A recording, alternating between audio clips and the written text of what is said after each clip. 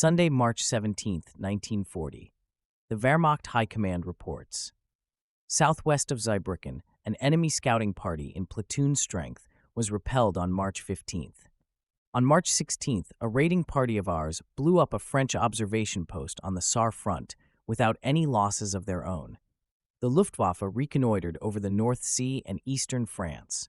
German fighters shot down a French tethered balloon west of Breisach. Based on the reconnaissance results of the last few days, stronger German combat plane units made an advance to the northwest in the evening hours of March 16th and attacked parts of the British fleet lying in Scapa Flow. 3 battleships and a cruiser were hit by bombs and severely damaged. Damage to 2 additional warships is likely. In addition, the Stromness, Earthhouse, and Kirkwall airfields, as well as an anti-aircraft position, were attacked and bombed. Despite the enemy's strong fighter and anti-aircraft defenses, the German fighter aircraft carried out their mission successfully and returned without losses. Monday, March 18, 1940. The Wehrmacht High Command reports. Hard east of the Mosel and in the border area south of Zweibrücken, enemy scout parties were repelled with losses to the enemy and several prisoners were taken. The mutual artillery activity was somewhat livelier than on previous days. The Luftwaffe continued reconnaissance against France and Great Britain. Enemy armed merchant ships and outpost boats were attacked on the east coast of Scotland. An outpost boat was sunk. Tuesday, March 19, 1940. The Wehrmacht High Command reports. Between Mosel and Pfälzerwald, reconnaissance troops and artillery fire. 2 enemy raiding parties were repelled. Wednesday, March 20th, 1940. The Wehrmacht High Command reports no special events in the West. On March 19th, at around 8 p.m., British aircraft attacked the island of Sylt. The attacks continued until 2:40 a.m. by some aircraft. 1 house was hit, but no other damage was caused thanks to the German defense.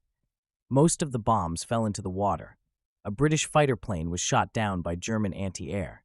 In connection with the attack, British aircraft flew over Danish and Dutch territory. Thursday, March 21, 1940. The Wehrmacht High Command reports. On the Western Front, between Mosel and Pfälzerwald, local artillery and scout troop activity.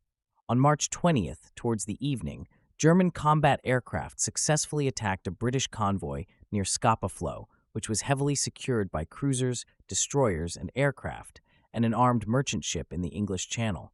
The convoy was dispersed. 9 war and merchant ships with a total tonnage of around 42,000 tons were sunk. 2 other merchant ships with a total tonnage of around 11,000 gross registered tons were badly hit, and 1 of the enemy aircraft was shot down in dogfights. 1 of our own planes is missing. On the morning of March 20th, individual British reconnaissance aircraft were spotted near the East and North Frisian Islands and were repelled by the German defense. According to the final findings, the losses of the British Air Force in their attack attempts against the island of Sylt on the night of March 19th and 20th have increased to 3 aircraft. Friday, March 22nd, 1940. The Wehrmacht High Command reports no special events in the West. Despite unfavorable weather conditions, the Luftwaffe reconnoitered the airspace as far as the northern North Sea. Our naval forces operations in the trade war continued to be successful. In the course of 3 days alone, 32,694 gross registered tons of enemy and enemy-usable merchant shipping space were sunk. Saturday, March 23, 1940. The Wehrmacht High Command reports no special events in the West. On March 22nd, the German Air Force carried out numerous reconnaissance flights over France despite heavy enemy fighter and anti-aircraft defenses. On the Western Front, some enemy reconnaissance aircraft flew into the German border area. An English aircraft was intercepted by a Messerschmitt aircraft at high altitude in the Cleve area and crashed.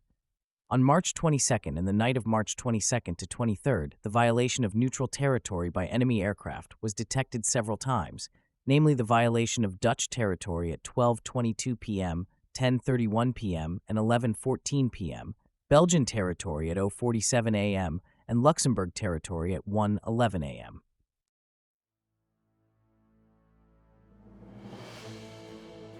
Join us also next Sunday for the subsequent Wehrmacht Reports.